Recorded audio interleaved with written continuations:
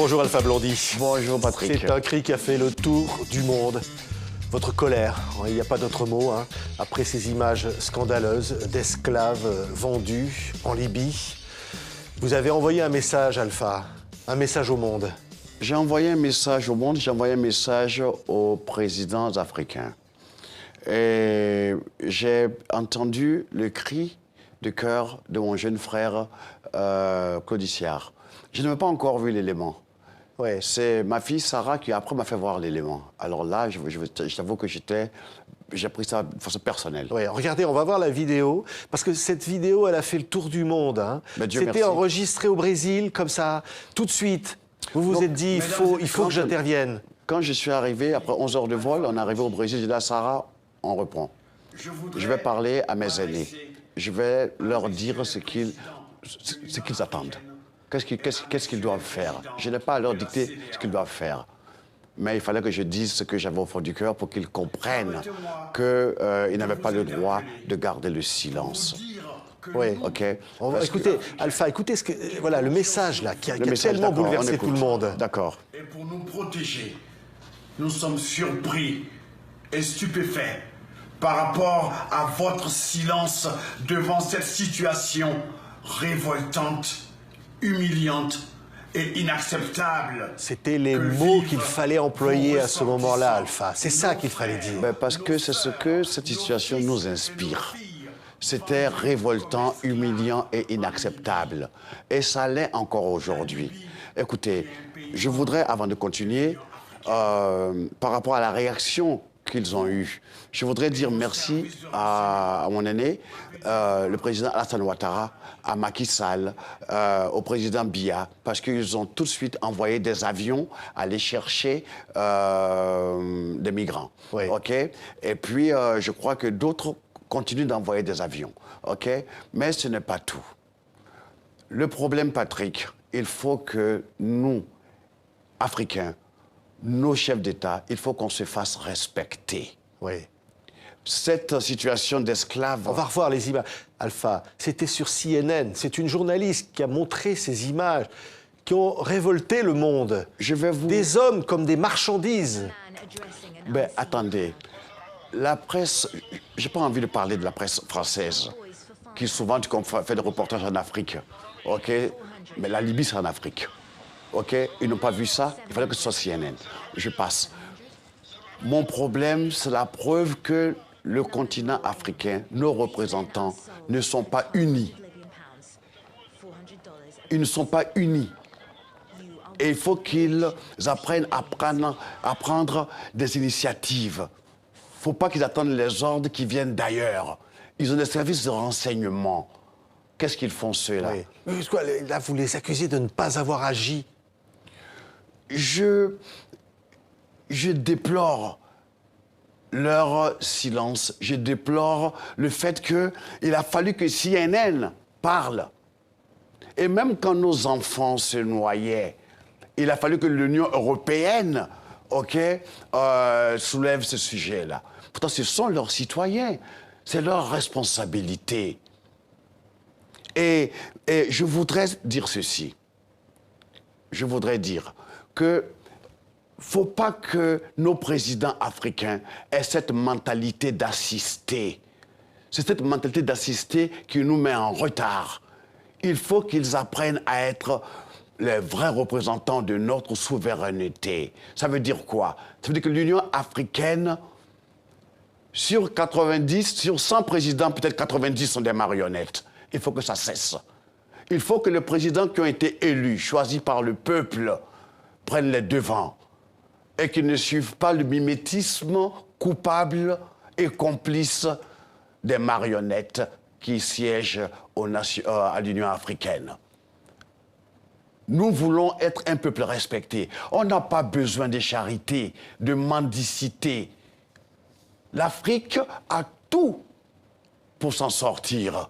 Ça fait 60 ans qu'on nous promet qu'on nous aide. On ne veut pas de cette sorte d'aide. On n'est pas des mendiants. Oui. On a le pouvoir humain, on a l'énergie de matières premières, on peut s'en sortir. Qu'est-ce que vous pensez, Alpha, du discours du président français Emmanuel Macron à Ouagadougou qui a reconnu d'abord les crimes de la colonisation et qui a appelé finalement à sortir de cette relation-là. Mais écoutez, d'abord, je vais dire à M. Macron qu'on n'a pas attendu, lui, pour qu'il vienne nous dire ça. On en est conscient. Cette leçon, il la garde pour lui. Vu après comment il s'est comporté avec le président Kaboré, il fallait que son protocole, son chef de protocole, lui dise qu'un jeune comme lui n'a pas le droit de tapoter sur la joue un président, un aîné, qui pourrait être son père. C'est très important. OK, c'est maladroit, mais je lui accorde des circonstances atténuantes. C'est la faute à son protocole. Mais lui qui parle qu'il faut qu'on change, c'est une nouvelle façon de voir. C'est pas la France-Afrique. Il veut rompre finalement avec la France-Afrique. Mais c'est pas en tapotant l'autre sur la joue qu'on rompt. C'est une façon de l'infantiliser. Et c'est mal élevé. Oui. OK?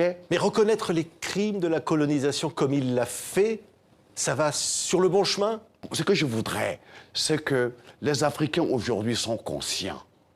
Moi, ce que je voudrais dire, que tous les jeunes Africains qui sont dans les grandes universités, qui voient comme ça nos chefs d'État patauger, qu'ils prennent l'exemple d'un pays que je connais, la Côte d'Ivoire, qu'ils fassent entrer des jeunes forces, des jeunes énergies, des cerveaux qui sont ici en Europe, aux États-Unis, en Angleterre, en Allemagne, pour que ceux-là derrière puissent donner des conseils et aider nos présidents à avoir un peu de dignité. Oui, mais qu'est-ce qu'ils peuvent faire, ces jeunes? Ces jeunes, on dit. Comment l'avenir leur appartient appartient parce que comment on ne laissera pas. Écoutez, j'ai la chance de connaître quelques jeunes dans l'équipe de M. Ouattara. Ils sont brillants. Ils sont polytechniciens. Il y en a plein comme ça. Il y a des Béninois, il y a des Togolais, il y a des Congolais, il y a des Camerounais, il y a des Sénégalais. Tous ceux-là doivent venir à la rescousse. Ils ne peuvent rien apporter ici en Europe. Mais en Afrique, on a besoin d'eux. Il ne faut pas qu'ils soient là et que leur silence et leur inactivité, permettent à des gens de venir nous humilier. Les énarques comme M. Macron, il y en a aussi en Afrique. Donc, ce n'est pas un petit énarque président qui va venir se foutre la gueule de nos pères et de nos aînés. Il a expliqué qu'il ne cherchait pas du tout cela. Il a expliqué qu'il ne cherchait pas d'ailleurs à humilier, que c'était, autre chose. Ben, autre chose, justement. Pour nous, chacun interprète comme il veut. On aime bien Macron, on aime bien sa jeunesse, mais cette maladresse, tu comprends, on l'a pris tous personnellement. Et je souhaiterais que, s'il a l'occasion de réparer, qu'il le fasse, ou que son protocole lui enseigne comment, en Afrique, on respecte les aînés. Maintenant, je voudrais m'adresser surtout à l'Union africaine. L'histoire de la Libye. Kadhafi, qu'on l'aime pas, était un membre de l'Union africaine. Donc, l'Union africaine ne pouvait pas autoriser, admettre que M. Sarkozy et l'OTAN viennent bombarder, démolir la Libye. C'est inacceptable. Il faut, à partir de maintenant, qu'ils sachent tous que s'ils ne font pas une unité véritable, quand je dis d'unité, je parle d'unité militaire, pour que la grande armée africaine, de l'Union africaine, soit cette armée qui va régler les problèmes africano-africains. Et que ce n'est pas la France qui va envoyer des soldats au Mali ou en Centrafrique. Ce sera l'Union africaine. Et qu'aucun pays n'aura le droit de venir enlever, faire assassiner un membre de l'Union africaine. C'est un crime. Et ceci étant la genèse, ça a créé cette vente d'esclaves. Ça aussi, c'est de la foutaise. C'est parce que le continent africain, ce colosse, n'a pas encore mesuré son muscle. Il est grand temps que nos présidents prennent conscience de leur force. Nous les critiquons, mais nous savons de quoi ils sont capables.